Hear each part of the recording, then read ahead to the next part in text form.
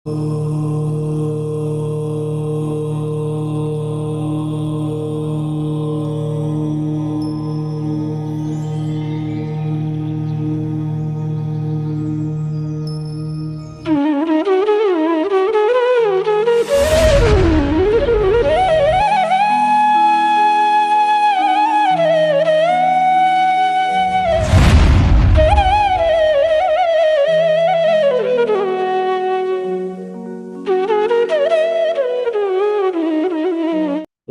नमः सिद्धेभ्यः। ओम नमः सिद्धेभ्यः। ओम नमः सिद्धेभ्यः। सिद्धं शुद्धं प्रणमीय जिनिन्दवरनेमि चन्दमकलङ्कं गुणरयनभूषणुदयं जीवसपरुवणं वोच्छम्। बोलो देवादिदेव 1008 श्री श्रेयांसनाथ भगवान की जय। देवादिदेव 1008 श्री नेमिनाथ भगवान की जय। देवादिदेव 1008 श्री बाहुबली भगवान की जय। सिद्धांत चक्रवर्ती आचार्य श्री नेमिचंद्राचार्य महामुनिराज की जय। संत शिरोमणि आचार्य गुरुवर विद्यासागर जी महामुनिराज की जय। नवाचार्य आचार्य श्री समय सागर जी महामुनिराज की जय। निर्यापक श्रमण मुनि पुंगव श्री सुधा सागर जी महामुनिराज की जय। समस्त मुनि संघ की जय।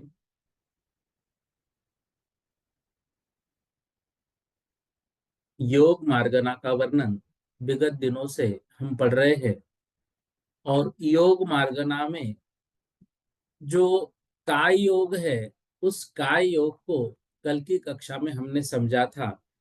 उस काय योग में भी आहारक शरीर और कारमान शरीर की कुछ बातें हमने समझी थी। तो 239वें गाथा में हमने समझा था छठे गुणस्थानवर्ती मुनि अपने संदेह अपने किसी विषय में एक संदेह होने पर इस शरीर के द्वारा केवली के पास जाकर सूक्ष्म पदार्थों का आहरण अर्थात ग्रहण करते हैं। इसलिए इस शरीर के द्वारा होने वाला जो योग है उसको काय योग कहते हैं। आहारक काय योग आहारक शरीर के अवलंबन से जीव के प्रदेशों में परिस्पंदन का कारणभूत जो प्रयत्न होता है उसको आहारक शरीर कहते हैं, आहारक काय योग कहते हैं। आहारक शरीर का अर्थ ऊपर बताया जा चुका है। जब तक वह पर्याप्त नहीं होता तब तक उसको आहारक मिश्र कहते हैं। तो ये तो बात हमने हर एक शरीर में पढ़ी है कि कोई भी शरीर जब वहां पर पर्याप्त नहीं हुआ है, उसकी पूर्णता की ओर है, जब तक वो अपूर्ण है तो वह उसका मिश्र जैसे औदारिक मिश्र, वैक्रिक मिश्र और यहाँ पर आहारक मिश्र का योग कहलाता है। फिर हमने पढ़ा कि ज्ञानावरणादिक अष्ट कर्मों के समूह को अथवा कार्मन शरीर नाम कर्म के उदय से होने वाली काय को कार्मन काय कहते हैं और उसके द्वारा होने वाले योग अर्थात कर्माकर्षण शक्ति युक्त आत्म प्रदेशों के परिस्पंदन को कार्मन काय योग कहते हैं। यह योग 1, 2 अथवा 3 समय तक होता है।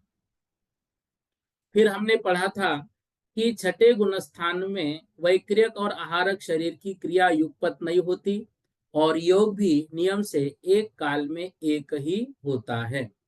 यहाँ पर कल एक प्रश्न पूछा था कि जो आहारक शरीर निकल रहा है जीव का, तो आहारक शरीर छठे गुणस्थान में निकल रहा है, ठीक है, लेकिन आहारक शरीर का बंध कौन से गुणस्थान में होता है? तो आपके लिए ये होमवर्क दिया था, शायद आप सभी ने देखा हो, ऐसी उम्मीद मैं आपसे करता हूं। कोई बताएगा जवाब? आहारक शरीर का बंध कौन से गुणस्थान में होता है?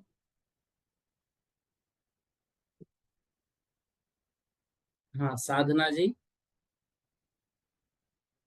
हाँ भैया जी, जय जिनेन्द्र।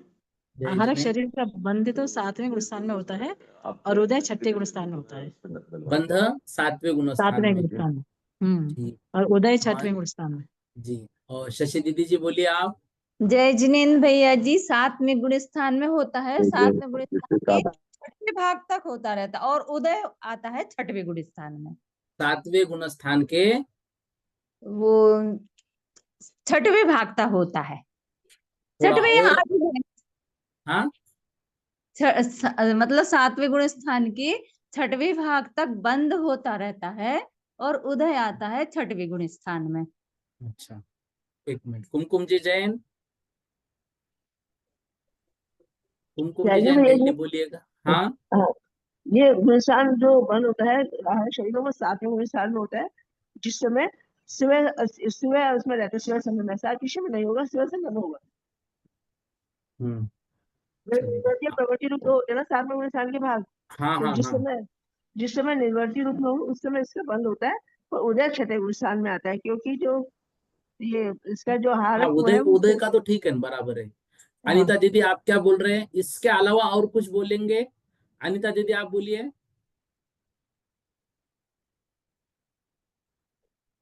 अनीता जी जैन। सातवें गुण स्थान के आखिरी छठे भाग में होता है और उदय छठ तो स्वस्थान इसका अवस्था की आहारक सातिशय का अवस्था नहीं, ये होगा स्वस्थान अवस्था में। कौन से भाग में? सातिशय में तो आरोहण, सातिशय में तो आरोहण का सातिशय। सातिशय अवस्था में तो आरोहण करेंगे, हमें आरोहण करते हैं ना। हाँ, सातिशय तो अवस्था होगी तो आरोहण आरोहण आरोहण करते हैं। करेंगे 8वें गुणस्थान के लिए। चलिएगा, सबका हाँ, बहुत अच्छे से आया। तो 7वें गुणस्थान के 6वें भाग में इसका बंद होता है, और उदय जो है वो 6ठे गुणस्थान में होता है। इस तरह से हमको इसको समझना है। अब देखिए, जिनके पुण्य और पाप के कारणभूत शुभाशुभ योग नहीं है, उनको अयोगजिन कहते हैं। वे अनुपम और अनंत बल से युक्त हैं। तो पुण्य पाप की कारणभूत शुभाशुभ योग रहित 14वें गुणस्थानवर्ती एवं गुणस्थानातीत सिद्ध, अनुपम और अनंत बल सहित। अब यहाँ पर अनुपम और अनंत बल सहित ये जो विशेषण दिया, इससे हमें यह समझना है कि ऐसा ना हम समझे कि जो योग है वो योग नहीं होने के कारण सिद्ध भगवान में शक्ति का अभाव होगा। नहीं, शक्ति का अभाव नहीं, बल्कि उनके पास तो अनंत बल है। और वो अनंत बल भी कैसा है? अनुपम है। मतलब हमारे बल से हम उसकी उपमा भी नहीं कर सकते। 244 देखिएगा। यहाँ पर 244 नंबर की जो गाथा है, वहां पर औदारिक वैक्रियक आहारक तेजस कार्बन के उदय से होने वाले 4 शरीरों को नो कर्म शरीर कहते हैं। आदि ये जो गाथा है अभी हमको आज पढ़नी ही है, ये नहीं हुआ था। ठीक है। हाँ, 244 नंबर की गाथा देखिएगा, आपके ग्रंथ में भी निकालिए। 244 नंबर की। हाँ, 243 हो गई थी। ओरालिय वे गुविय ओरालिय में आहार तेजनामकं मुदये।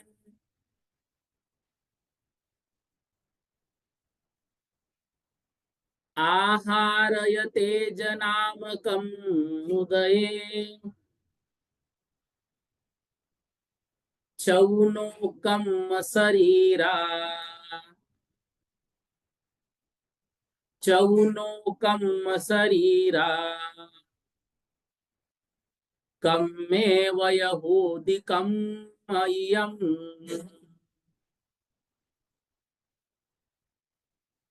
कम मे वयहूदिकं मह्यम्। देखिएगा, ओरालीय अर्थात औदारिक, वेगुव्य अर्थात वैक्रियक, आहार अर्थात आहारक, तेजनाम अर्थात तेजस, नाम मतलब नाम कर्म, उदय उदय से, चौ अर्थात ये जो 4 है, नो कर्म शरीरा, इसको नो कर्म शरीर कहते हैं। कम्मे वयी होदी कम्मय्यम। और जो कम्मेवय अर्थात जो मात्र ज्ञानावरणादिक 8 कर्मों का समूह, कम्मेव कर्म ही है, वो समूह है। होदी कम्मय्यम अर्थात वह कार्मान शरीर होता है। इस गाथा के माध्यम से ये बता रहे हैं औदारिक, वैक्रियक, आहारक तेजस नाम कर्म के उदय से होने वाले 4 शरीरों को नो कर्म शरीर कहते हैं। नो अर्थात नहीं और नो अर्थात किंचित, ये दो अर्थ निकलते हैं। जैसे नव नो कषाय होती है, किंचित कषाय। तो ये जो है ये औदारिक, वैक्रियक, आहारक, तेजस, ये जो शरीर है इनको नो कर्म कहा। और ज्ञानावरणाधिक जो कर्मों का समूह है उनको कार्मन शरीर कहा। अब देखिए नो कर्म क्यों कहा? नो अर्थात नो कर्म, नो निषेध रूप। और कार्मन शरीर के समान ये गुणों का घात व गति आदि रूप पराधीनता नहीं करते हैं। तो शरीर आदि जो है इन ये जैसे बाकी कर्म घात करते हैं, वैसे ये कार्मा शरीर के समान ये चारों शरीर जो है वो घात या गति आदि रूप पराधीनता नहीं करते हैं। तो ईशत स्तोक रूप जो है वो कार्मन शरीर होता है, ये कार्मन शरीर के सहकारी। कहना क्या चाह रहे देखिएगा, यह जो गाथा है इस गाथा के माध्यम से हमको आचार्य महाराज समझा रहे हैं औदारिक, वैक्रियक, आहारक, तेजस, इस रूप जो नाम कर्म की प्रकृति है, औदारिक नाम कर्म, वैक्रियक नाम कर्म, आहारक नाम कर्म, तेजस नाम कर्म, इनके उदय से औदारिक आदि 4 शरीर होते हैं। वे शरीर क्या है? वे शरीर नो कर्म शरीर हैं। नो शब्द के 2 अर्थ अभी हमने देखे। एक तो होता है नो निषेध रूप और एक होता है किंचित, ईशत, अल्प रूप। तो कार्मान शरीर की तरह 4 शरीर आत्मा के गुणों का घात नहीं करते या उनको गति आदि रूप पराधीनता नहीं करते। इसलिए कर्म से विपरीत लक्षण धरने के कारण इनको अकर्म शरीर कहते हैं। अकर्म शरीर, नो कर्म शरीर एक ही बात है। कर्म शरीर के ये सहकारी है, इस कारण से इसको ईशत कर्म शरीर भी कहते हैं। तो नो के दोनों अर्थ लगाना है, निषेध रूप में भी और ईशत मतलब किंचित रूप में भी। तो इसको नो कर्म शरीर कहा, अकर्म शरीर और ईशत कर्म शरीर। ठीक है ना? अब प्रश्न बन सकता है ये चारों शरीर क्या है? नो कर्म शरीर है, अकर्म शरीर है, या ईशत कर्म शरीर है, या उपरोक्त चारों है? तो ऑप्शन हमें चौथा सेलेक्ट करना पड़ेगा, उपरोक्त चारों है। जैसे मन को नो इंद्रिय कहते हैं, वैसे ही यहाँ पर नो कर्म जानना चाहिए। मन को हम क्या कहते हैं? नो इंद्रिय। 5 इंद्रिया है और मन नो इंद्रिय, इंद्रियों में ही है लेकिन नो इंद्रिय है क्योंकि बाहर से दिखने में नहीं आता है।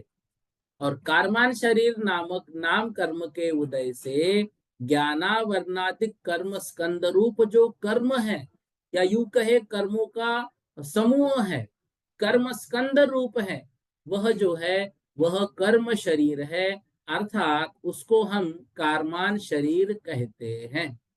देखिएगा स्वरूप चार्ट आपके सामने है। ज्ञानावरणादि 8 कर्म का स्कंद और 9 कर्म औदारिक आदि 4 शरीर। कर्मों का उदय कार्मान शरीर नाम कर्म के उदय से, और 9 कर्म में औदारिक, वैक्रियक, आहारक, तेजस शरीर नाम कर्म के उदय से। इस प्रकार से 244 नंबर की गाथा को हमें समझना है। आइए 245 नंबर की गाथा देखते हैं। परमाणु हिम अनंते हिम, परमाणु हिम अनंते हिम, वग्गन सन्नाहु हो दिए काहू, वग्गन सन्नाहु हो दिए काहू, ताहि अनंता ही नियमा, ताहि अनंता ही नियमा, समय पबद्धो हवे को, समय पबद्धो हवे को,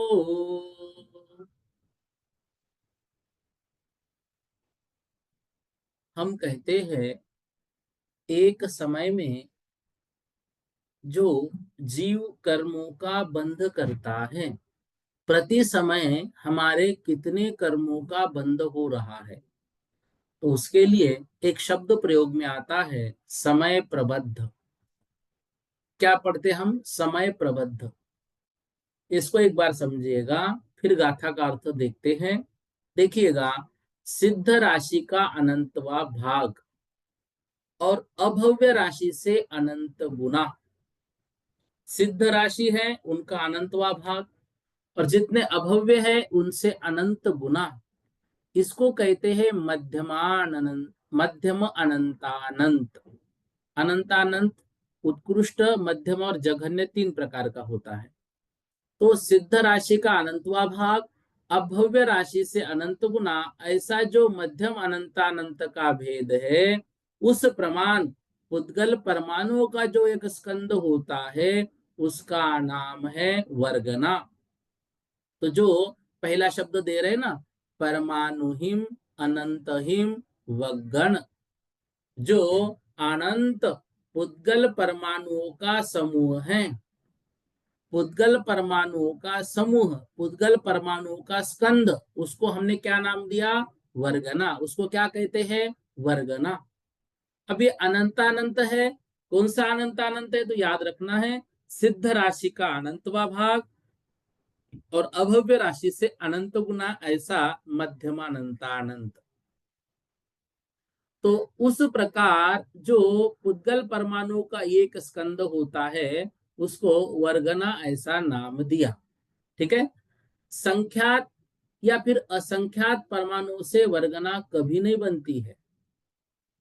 ठीक है ना। संख्यात से और असंख्यात से नहीं, वर्गनाएं जब भी बनेंगी अनंत पुद्गल परमाणुओं से ही बनेगी। तो पुद्गल वर्गना के अभी हम 23 भेद पढ़ने वाले हैं। वहां अनुवर्गना होगी, संख्यात अनुवर्गना होगी, असंख्यात अनुवर्गना होगी। तो औदारिक आदि शरीरों के प्रकरण में आहार वर्गना व तेजस वर्गना या कार्मान वर्गना का ही ग्रहण होता है। तो यह जो है, ये सिद्धों के अनंतवे भाग और अभव्यों से अनंत गुनी, ऐसी मध्यम अनंतानंत प्रमाण वर्गना होती है और उनसे एक समय प्रबद्ध होता है। तो समय में या समय द्वारा यह जीव कर्म नो कर्म रूप पूर्वोक्त प्रमाण वर्गनाओं के समूह स्वरूप स्कंदों से संबंध करता है, इसलिए इसको समय प्रबद्ध कहते हैं। तो वर्गना का और समय प्रबद्ध का भेद जो है वह इसी तरह से है, यह एक नियम है। तो सिद्ध राशि के अनंतवे भाग के अनंत भेद है, वहां अभव्य राशि से अनंत गुना, ऐसा जो सिद्ध राशि का अनंतवा भाग हो उतना ही प्रमाण यहाँ होता है। इस तरह अल्प बहुत्व द्वारा उस प्रमाण का विशेष जानने के लिए इसको 2 प्रकार से कहा गया है।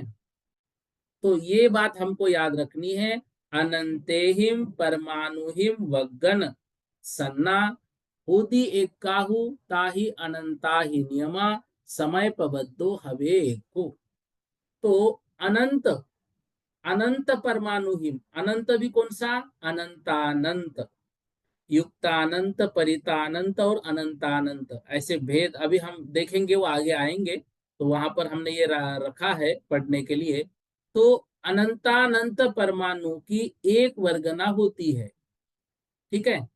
और अनंत वर्गान, अनंत जो वर्गना है, तो देखो, परमाणुहीम अनंतहीम वग्गन सन्ना होदी एक का, वो वर्गन संज्ञा जो हो रही है, वर्गना संज्ञा जो प्राप्त हो रही है किसको? अनंत परमाणुओं के समूह को एक वर्गना। ताही अनंताहिम, और वह जो वर्गनाएं हैं वो अनंत वर्गना नियमा समय प्रबद्धो हवे को, वे अनंत वर्गना नियम से एक समय प्रबद्ध है। अनंत परमाणुओं का समूह वर्गना और समय प्रबद्ध, एक समय में आत्मा के साथ बनने वाले कर्म नो कर्म रूप अनंत वर्गनाओं का समूह। तो ये शब्द समय प्रबद्ध बार बार पढ़ने में आएगा। हम एक समय में कितने कर्मों का बंध करते हैं, तो उत्तर मिलता है समय प्रबद्ध। समय प्रबद्ध क्या है? एक समय में आत्मा के साथ बनने वाले कर्म रूप अनंत वर्गनाओं का समूह। अच्छा, तो वर्गना क्या है? वर्गना के लिए बताया है जो अनंतानंत पुद्गल परमाणुओं का समूह है वो एक वर्गना, और ऐसी अनंत वर्गनाओं का समूह जो है वो एक समय प्रबद्ध। मतलब कितने कर्म तो हम एक समय में बांध रहे हैं, ये हमको याद रखना है। तो एक वर्गना में परमाणु का प्रमाण सिद्ध और अनंत। तो सिद्ध का अनंत मतलब जितने सिद्ध बने उनका अनंतवा भाग और अभव्य से अनंत गुना। और एक समय प्रबद्ध में वर्गनाओं का प्रमाण सिद्ध का अनंतवा भाग और अभव्य से अनंत गुना। तो ये देखिए 23 वर्गनाएं जो होती है वहां पर संख्यातानु, असंख्यातानु, अनंतानु, आहार अग्राह्य, तेजस अग्राह्य, भाषा अग्राह्य, मनु अग्राह्य, कार्मन ध्रुव, सांतर निरंतर शून्य, प्रत्येक शरीर ध्रुव शून्य, बादर निगोद शून्य, सूक्ष्म निगोद शून्य और महास्कंध। ये 23 प्रकार की वर्गनाएं होती है। इनमें से हमारे काम की कुछ ही होती है, आहार, तेजस, भाषा, मन, कार्मन, प्रत्येक शरीर, बादर निगोद, सूक्ष्म निगोद और सांतर निरंतर। ऐसे इतनी हमारे काम की ये वर्गनाएं होती है। बाकी ये वर्गनाओं के विषय में आपको याद हो तो हमने सर्वार सिद्धि में पढ़ा है कि कौन सी वर्गनाएं है, उनका क्या क्या स्वरूप है, महास्कंद कैसे होता है 3 लोक के बराबर। ये सब बातें हमने सर्वार सिद्धि में पढ़ी है, यहाँ उसका विषय नहीं है।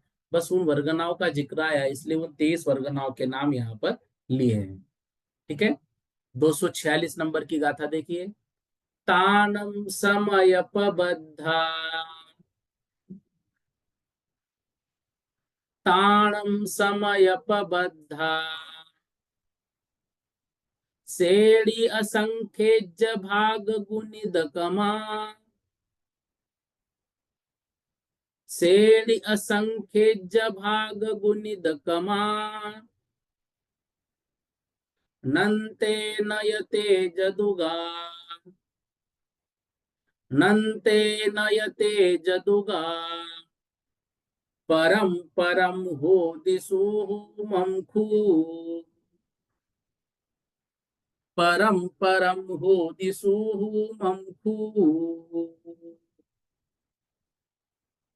अब देखिए थोड़ा सा यहाँ पर गणित का विषय प्रारंभ हो रहा है, संख्याओं का विषय प्रारंभ हो रहा है।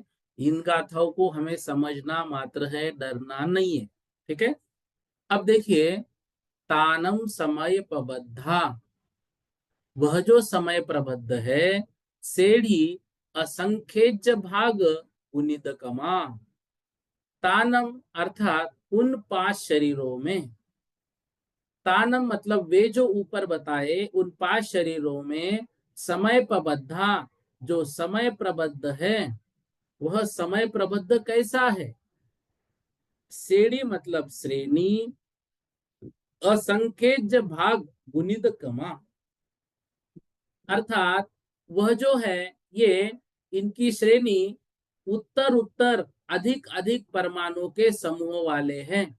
तो परमाणु की प्रमाण की अपेक्षा औदारिक शरीर का समय प्रबद्ध अल्प है, इससे श्रेणी के असंख्यात भाग गुना परमाणु प्रमाण वैक्रिक शरीर का समय प्रबद्ध है।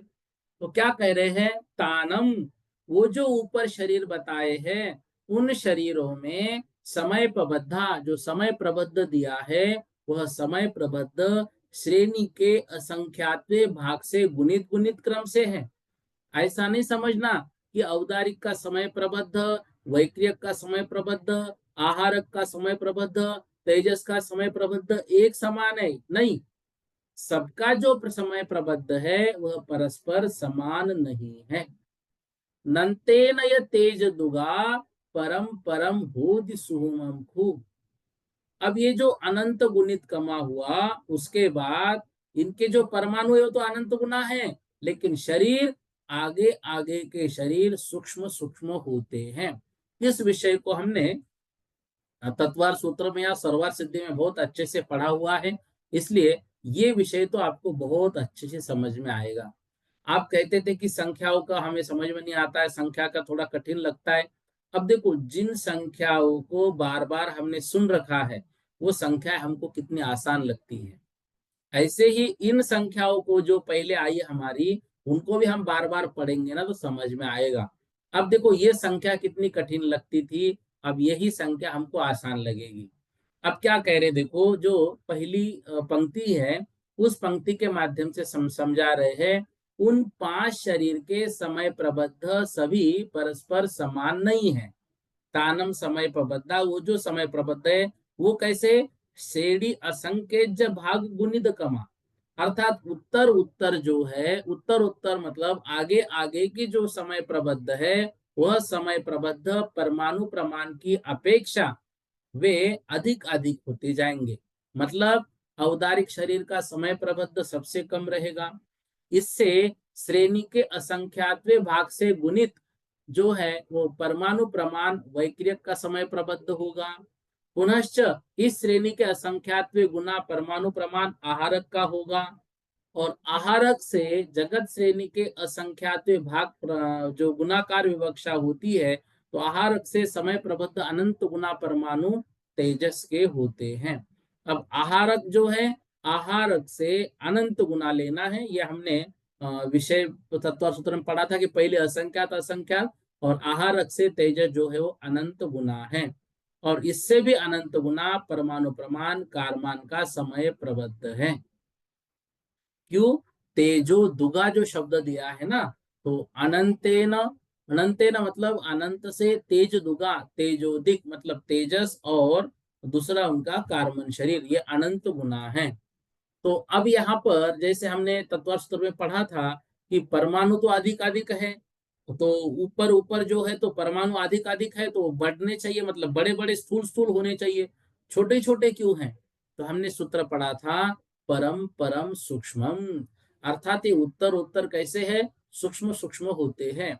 तो औदारिक से वैक्रियक सूक्ष्म है, वैक्रियक से आहारक सूक्ष्म है, आहारक से तेजस सूक्ष्म है, और तेजस से कारमान सूक्ष्म है। तो परमाणु तो अधिक अधिक है, फिर भी स्कंद बंध के विशेष ले, इसलिए उत्तर उत्तर सूक्ष्म सूक्ष्म है। जैसे हम यहाँ पर सर्वार सिद्धि में उदाहरण दिया था कि जैसे कपास का पिंड है, तो कपास का पिंड वो लोहे का पिंड के सामने यदि रखा जाए, वजन दोनों का उतना ही रखा जाए, तो वजन दोनों का 1-1 किलो है, या यूं कहो कि लोहे का वजन हमने बढ़ा भी दिया है, तो भी लोहे का जो पिंड है वह थोड़ा क्षेत्र घेरेगा, और जो कपास का पिंड है वह अधिक क्षेत्र घेरेगा। ऐसे ही यहाँ पर परमाणु भले ही आगे आगे के शरीर के अधिक अधिक है, लेकिन सूक्ष्मता वह आगे आगे वो भी अधिक अधिक हो जा रही है, तो लोहा कम जगह घेरेगा कपास की अपेक्षा। तो औदारिक आदि जो शरीर है, इनका समय प्रबद्ध और वर्गना ये और कितने कितने क्षेत्रों में बढ़ते हैं, यह भी हमें पढ़ना है। अब देखिए, 5 शरीरों के समय प्रबद्ध प्रमाण, औदारिक अनंत अनंत परमाणु, वैक्रियक औदारिक से गुणित श्रेणी का असंख्यातवा भाग, आहारक वैक्रियक से गुणित श्रेणी का अनंतवा भाग। ये श्रेणी क्या है, ये जगत श्रेणी है। जगत श्रेणी मतलब दुनिया, मतलब पूरे लोकाकाश में जितनी श्रेणियां बनी है उसका असंख्यातवा भाग। तेजस आहारक से अनंत गुना, और कार्बन तेजस से अनंत गुना। जब समय प्रबद्ध असंख्यात गुना है तो औदारिक से वैक्रियक स्थूल हुआ, तो ये शरीर उत्तर उत्तर सूक्ष्म है, परमाणु की संख्या अधिक होने पर भी इनका बंधन सूक्ष्म है। तो उदाहरण देखिए, जैसे कपास के पिंड से लोहे के पिंड में अधिक पना होने पर भी लोहे का पिंड कम स्थान घेरता है। इस तरह से यह विषय हमारा हो चुका है तत्वा सूत्र सर्वार सिद्धि में, तो इसमें अधिक समझने की कोई आवश्यकता नहीं है। 247 नंबर की गाथा देखिए, ओगाहनानि ताणम, ओगाहनानि ताणम समयपबद्धानवगणाणं च, समयपबद्धानवगणाणं च अंगुल असंख्य भागा, अंगुल असंख्य भागा, हुवरुवरिम असंख्य गुणहीना, हुवरुवरिम असंख्य गुणहीना। क्या बता रहे हैं? उगहणानी अर्थात अवगाहना, तानम मतलब उन शरीरों में, समय प्रबद्धान वर्गणाणम समय प्रबद्ध वर्गनाओं की, अंगुल असंख्य भागा अंगुल के असंख्यात्वे भाग मात्र। तो जो ऊपर शरीर बताए हैं उन औदारिक आदि शरीर की समय प्रबद्ध व वर्गना उनका जो अवगाहन क्षेत्र है, अवगाहनानी अवगाहन क्षेत्र है, वह क्या है? अंगुल असंख्य भागा। अंगुल मतलब घनांगुल, तो घनांगुल के असंख्यात्वे भाग मात्र है। उवर उवरिम अर्थात ऊपर ऊपर, असंख्य गुणहीना अर्थात असंख्यात गुनाहीन क्रम होता है। ऊपर ऊपर असंख्यात गुनाहीन क्रम होता है। क्या कह रहे हैं? औदारिक शरीर के समय प्रबद्ध का अवगाहन क्षेत्र, यह क्या है? घनांगुल के असंख्यातवे भाग का। अब यहाँ पर जो असंख्यातवा भाग है वह असंख्यातवा भाग मात्र ही होता है, और असंख्यात्व का भाग जो है औदारिक शरीर की वर्गना के अवगाहन क्षेत्र का प्रमाण हो जाता है। तो ये याद रखना है हमको कि औदारिक शरीर संबंधी समय प्रबद्ध या वर्गना उनका अवगाहन क्षेत्र घनांगुल के असंख्यात्वे भाग मात्र है। तो इन शरीरों के समय प्रबद्ध और वर्गनाओं की अवगाहना का प्रमाण सामान्य से घनांगुल के असंख्यात्वे भाग हैं, किंतु विशेषतया आगे आगे के शरीरों के समय प्रबद्ध और वर्गनाओं की अवगाहना का प्रमाण क्रम संख्यात गुना असंख्यात गुना हीन है। क्या है? अवगाहना मतलब भले ही इनकी जो वर्गनाएं हैं इनकी वर्गनाएं अधिक हैं, लेकिन इन शरीरों के समय प्रबद्ध वर्गनाओं की अवगाहना घनांगुल के असंख्यात्वे भाग है, और आगे आगे के शरीरों की अवगाहना वह असंख्यात गुना हीन हीन हो रही है। जो अभी हमने ऊपर विषय पढ़ा वही विषय।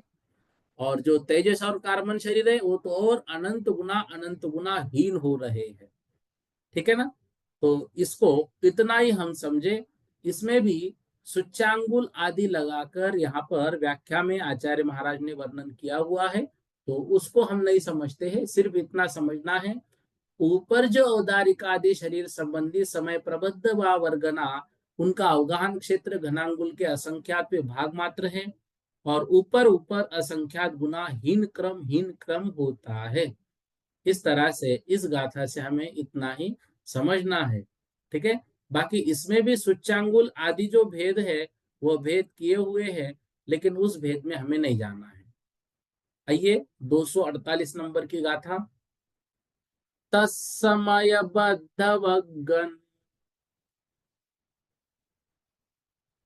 तत्समयबद्धवगन् ओगाहु सुई अंगुला संख ओगाहु सुई अंगुला संख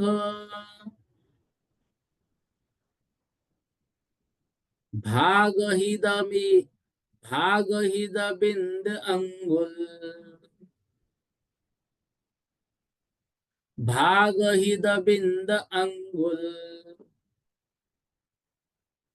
मूवरुवरिं तेन भजिद कमा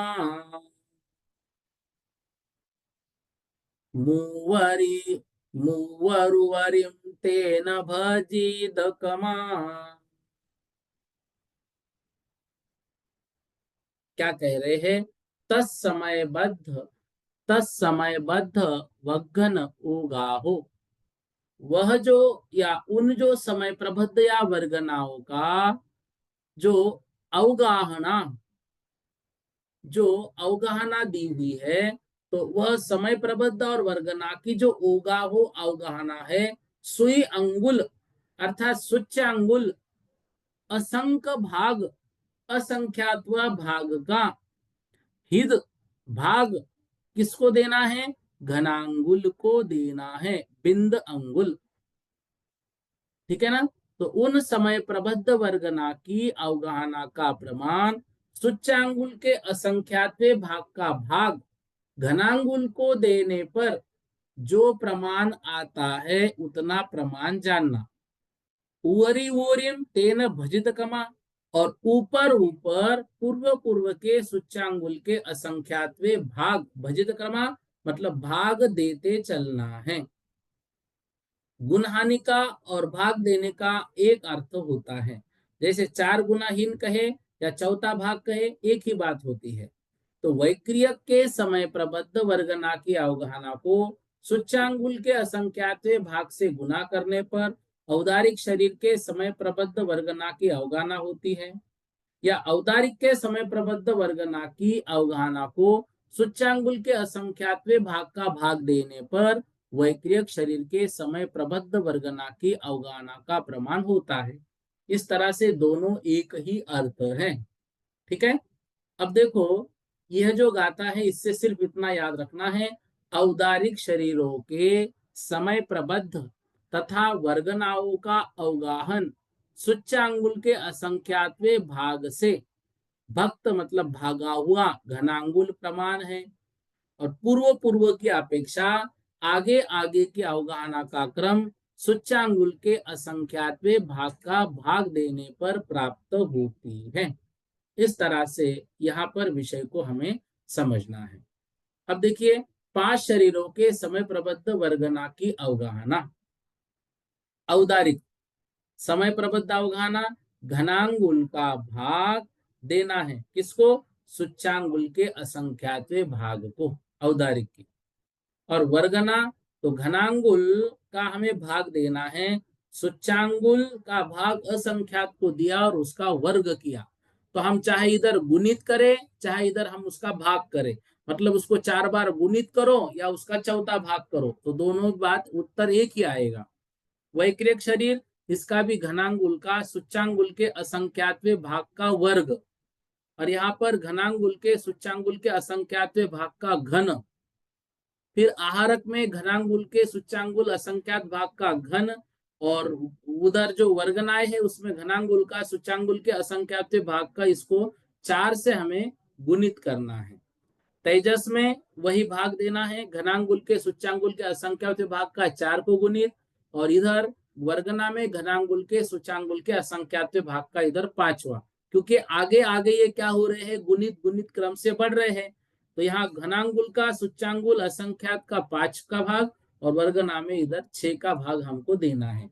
ये याद नहीं रहेगा तो भी चलेगा, इसको सामान्य रूप से हमको बस इतना याद रखना है, औदारिकादि शरीरों के समय प्रबद्ध तथा वर्गनाओं का अवगाहना का सूच्यांगुल के असंख्यात्वे भाग से भक्त घनांगुल का प्रमाण है, और पूर्व की अपेक्षा आगे आगे की अवगाहना का क्रम सूच्यांगुल के असंख्यात्वे भाग प्रमाण है। यहाँ बस हमने इतना समझा कि ऊपर के पूर्व से सूच्यांगुल के असंख्यात्वे भाग मात्र होते हैं। जो पूर्व का है उससे आगे का असंख्यात्वे भाग है। तो गुणहानि का और भाग देने का एक अर्थ होता है।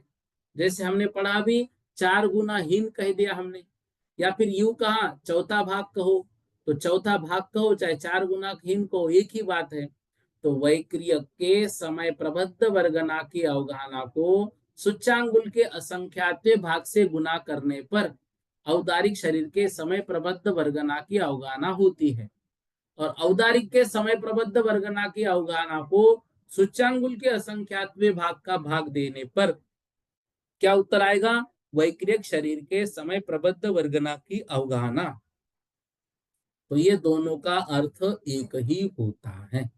ठीक है, इससे ज्यादा कठिन बात में हमको नहीं जाना, इतना ही समझना है। अब देखिए, एक शब्द हम आगम में बार बार पढ़ते हैं, विसृसोपचय। विसृसोपचय क्या है? इसको आदरणीय पंडित जी, बड़े पंडित जी रतनलाल जी बनारस साहब, वो कहते थे विसृसोपचय मतलब उम्मीदवार रूप कारमान वर्गनाएं, जो उम्मीदवार रूप में खड़ी है कारमान वर्गनाएं कर्म रूप परिणत होने के लिए। तो जो विसृसोपचय है, विसृसोपचय को यहाँ पर अब हमें इस गाथा के माध्यम से समझा रहे हैं। जीवादोनंत गुणा, जीवादोनंत गुणा, परिपरमाणु विश्वसो वचया,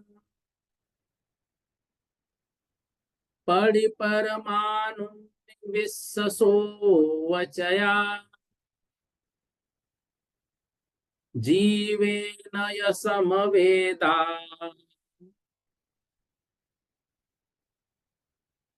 जीवेन समवेदा, एक एकम परिसमाणाहु,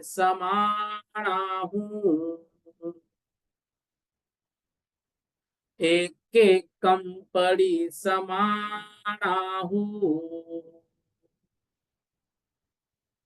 क्या कह रहे हैं?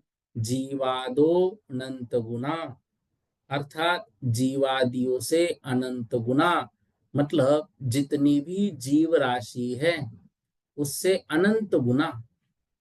पड़ी परमाणुपी, अर्थात पड़ी मतलब प्रति, परना परमाणुमि अर्थात प्रति परमाणु में, विश्वसोवचया विसृसोपचय, जीवेन य समवेदा, जीव से जब वह समवेद, एक एकम पड़ी समानाहु, एक एक में प्रति समान है।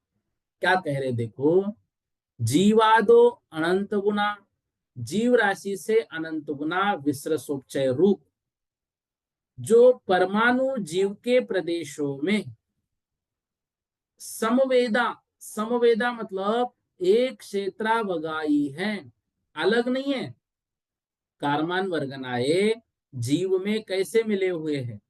तो कर्म और नो कर्म के जितने परमाणु हैं उन एक एक परमाणु के प्रति जीव राशि से अनंत गुना विसृसोपचय रूप परमाणु जीव के प्रदेशों में एक क्षेत्रावगाई है, समवेदा, एक एकम पड़ी समाना, प्रति समान। अर्थ क्या लेना है? इस गाथा का अर्थ पहले एक बार समझो सामान्य से। जो कर्म और नो कर्म के प्रत्येक परमाणु पर समान संख्या लिए हुए जीव राशि से अनंत गुने विसृसोपचय रूप परमाणु जीव के साथ संबंध है, वो जीव के साथ बंधे हुए हैं। तो कर्म और नो कर्म के प्रत्येक परमाणु पर, प्रत्येक पर पड़ी परमाणु में, अर्थात हर एक परमाणु पर विसृसोपचय वो लगे हुए हैं। कितने हैं? जीव राशि से अनंत गुना है। तो कर्म और नो कर्मों का प्रत्येक परमाणु हमने लिया, उन प्रत्येक मतलब कारमान वर्गनाएं कर्म रूप परिणत हो गई तो हमारे कर्म और नो कर्म बने। तो उस प्रत्येक कर्म और नो कर्म पर जीव राशि जितनी है उससे अनंत गुना विसृसोपचय रूप परमाणु जीव के साथ लगे हुए हैं। जितने कर्म और नो कर्म हैं उससे अनंत गुना। मान लो हमारे पास 100 कर्म हैं, ठीक है। अब उस 100 कर्म में उस 100 का एक परमाणु कितना लेंगे हम? एक परमाणु। ऐसे 100 कर्म के 100 परमाणु। अब उस एक उदाहरण को उदाहरण की तरह लो। अब एक परमाणु पर कितने विसृसोपचय हैं? तो जीव राशि से अनंत गुण है, और वो कर्म और नो कर्म के साथ विसृसोपचय लगे हुए हैं। और वो कितने हैं? वे एक जीव राशि से अनंत गुणे एक परमाणु प्रत्येक परमाणु पर है, और समानाहु, और प्रत्येक पे जो है वो समान ही है, अलग अलग नहीं है, समान संख्या को लिए हुए है। तो उदाहरण के लिए जैसे मान लो एक आकार बनाइए, हमारे आंखें बंद करके हमारे शरीर का जैसा आकार है वैसा आकार बना लीजिए। ठीक है, अब उसमें एक एक डॉट हमको दिखना है कर्मों का। ठीक है, वो जो कर्मों का एक एक डॉट हमको दिख रहा है, कितने कर्मानुओं से हमारा शरीर, ये 9 कर्म और कर्मान जो हमारे साथ कर्म लगे हुए उतने जुड़े हुए हैं। अब प्रत्येक कर्म परमाणु पर विश्व सोपचय समान है। कितना है? जितनी जीव राशि है, जितने जीव है दुनिया में, उससे अनंत गुना ये प्रत्येक पर है। अच्छा, प्रत्येक कर्म पे जो विश्व सोपचय है तो बाकी में अलग अलग होगा? नहीं, वो बिल्कुल एक समान है। मतलब कारमान वर्गनाए कर्म रूप परिणत कितने काल तक भी होती रही तो ये खत्म होने वाला नहीं है। और जब आत्मा कर्मों का आश्रय कर रही है तो वो कर्मों का आश्रय करने के लिए कारमान वर्गनाएं कहीं बाहर से खींच के नहीं ला रही है। वो कारमान वर्गनाएं अपनी आत्मा पे ऑलरेडी चिपकी हुई है और वो ही विश्व सोपचय कहलाती है। और वो कितनी है? प्रत्येक कर्म और नो कर्म के प्रत्येक परमाणु पर जीव राशि के अनंत गुना है प्रत्येक पे, और सबकी संख्या एक समान है। अब वे कारमान वर्गनाएं कर्म रूप परिणत हो रही है, सब ओर से परिवर्तित हो रही है। तो होने के बाद उतना विश्व सोपचय कारमान वर्गनाएं उसके साथ जुड़ती भी जाती है, कम नहीं होती है। मतलब सिद्धों की आत्मा में भी कारमान वर्गनाएं चिपकी हुई है, बस वो कर्म रूप परिणत होने की योग्यता नहीं रखेगी, क्योंकि अब उनका द्रव्य और जो भाव है वो भाव कर्म अब नहीं रहा। जो भाव कर्म मतलब कारमान वर्गनाओं को द्रव्य कर्म रूप परिणत कराता है। इस बात को एक सामान्य रूप से समझो। अब देखो विश्व सोपचय क्या है? विश्रसा अर्थात अपने ही स्वभाव से आत्मा के परिणाम के बिना उपचयन्ते, ये उत्पन्न होती है। ठीक है ना, ये कारमान वर्गना आत्मा के साथ कैसे आ गई? अपने स्वभाव से आ गई। कर्म नो कर्म रूप स्कंद, कर्म नो कर्म रूप परिणय बिना संबंध है। अर्थात वे स्कंद जो कर्म और नो कर्म शरीर के साथ संबंध है, परंतु कर्म नो कर्म शरीर नहीं है। वे क्या है? वे कहलाते हैं विश्व सोपचय। तो कर्म नो कर्म रूप होने के योग्य परमाणु जो प्रत्येक बद्ध कर्म नो कर्म परमाणु के साथ कितने हैं? जीव राशि से अनंत गुने हैं। जीव राशि से अनंत गुने हैं। तो जीव के साथ उनका एक क्षेत्रावगाह रूप संबंध है। एक क्षेत्रावगाह, एक क्षेत्र में अवगाह। जैसे दूध में पानी, दूध में पानी कैसा है? एक क्षेत्रावगाह, ऐसा मिल जाता है, बिल्कुल हम अलग अलग नहीं कर सकते हैं। ऐसे ही कर्म नो कर्म हुए बिना कर्म नो कर्म रूप स्कंध एक बंध रूप रहते हैं। जब तक वो कर्म और नो कर्म रूप बनकर परिणमते नहीं है, तब तक उनका जो जीव के साथ संबंध है वह एक क्षेत्रावगाह संबंध है। तो इस गाथा से हमें समझना है, कर्म और नो कर्म के जितने परमाणु हैं उन एक एक परमाणु के प्रति जीव राशि से अनंतानंत गुना विश्व सोपचय रूप परमाणु जीव के प्रदेशों में एक क्षेत्रावगाही है। तो अपने स्वभाव से आत्मा का परिणाम वह जो उत्पन्न होता है उसको विश्रसा कहते हैं। और नो कर्म और कर्म रूप परिणत हुए बिना ही कर्म नो कर्म रूप स्कंद में स्निग्ध रुक्ष गुण के विशेष से मिलकर स्कंद रूप होते हैं, उनको हम विश्र सोपचय कहते हैं। विश्र सोपचय रूप परमाणु कर्म नो कर्म होने के योग्य हैं। वे कारमान वर्गनाए हैं। वे परमाणु क्या होती है? कर्म और नो कर्म रूप में परिवर्तित होते हैं। तो कर्म और नो कर्म स्कंद में ये विश्र सोपचय एक क्षेत्रावगाही रूप संबंध रखते हैं और वो स्कंद रूप बनकर ही इसके साथ चिपके हुए हैं। यदि एक कर्म या नो कर्म संबंधी परमाणु के जीव राशि से अनंत गुने विश्र सोपचय मतलब विश्र सोपचय रूप परमाणु होते हैं, तो कुछ कम 1.5 गुण हानि के प्रमाण से गुणित समय प्रबद्ध प्रमाण सर्वसत्व कर्म या नो कर्म के परमाणुओं में विश्व सोपचय परमाणु होते हैं। तो प्रमाण राशि, फल राशि अनंत गुना जीव राशि, इच्छा राशि, इसके भेद हमने इससे पूर्व भी पढ़े थे, उसमें ज्यादा नहीं जाना है। बस जो आत्मा में कर्म चिपके हुए हैं, उन प्रत्येक कर्म के परमाणुओं पर अनंतानंत गुना विसृसोपचय रूप कारमान वर्गनाएं चिपकी हुई है। अच्छा, वे कारमान वर्गनाएं आत्मा का कुछ घात करती है क्या? नहीं करती है। क्यों? वे अभी कर्मरूप परिणत नहीं हो पाई है। हाँ, जब वे कारमान वर्गनाएं कर्मरूप परिणत हो जाती है, स्थान उनका वही रहता है, लेकिन अब वो अपनी शक्ति का असर दिखाने के लिए तैयार है। अभी तक नहीं थी, लेकिन अब वो तैयार है।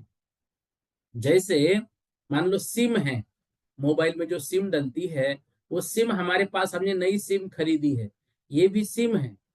ये काम क्यों नहीं कर रही है?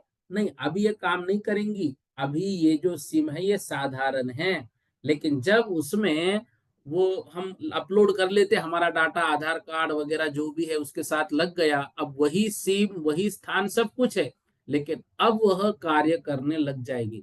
और वो नई सिम हमने मोबाइल में यथास्थान उसको लगा दिया, मोबाइल बंद कर लिया, बैटरी भी उसकी शुरू कर ली, लेकिन सिम अभी शुरू नहीं हुई। क्यों नहीं हुई?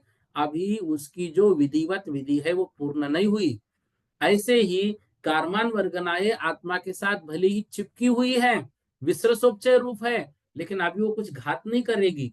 कब घात करेगी? जब वे कारमान वर्गनाएं कर्मरूप परिणत हो जाएगी। तो वे कारमान वर्गनाएं कर्मरूप परिणत हुई तो क्या बदला? स्थान नहीं बदला, वो जैसी है वैसी रही, बस कारमान वर्गनाएं थी, अब वे कर्म रूप कहलाएगी। और अब वो अपना फल देने की योग्यता को लिए हुए हैं।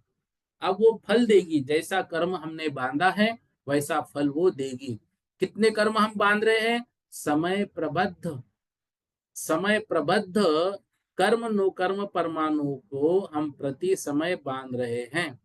तो समय प्रबद्ध मात्र कर्म नो कर्म रूप परमाणु के प्रमाण को मिलाने पर विसृसोपचय सहित कर्म नो कर्म का सत्व होता है।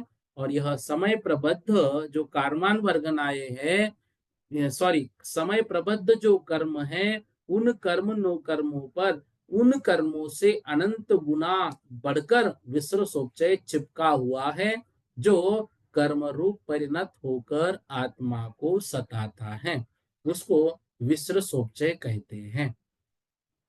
इस तरह से आज हम इतना पढ़ लेते हैं। यह जो विषय है विसृसोपचय का, ज्यादा कठिन नहीं है।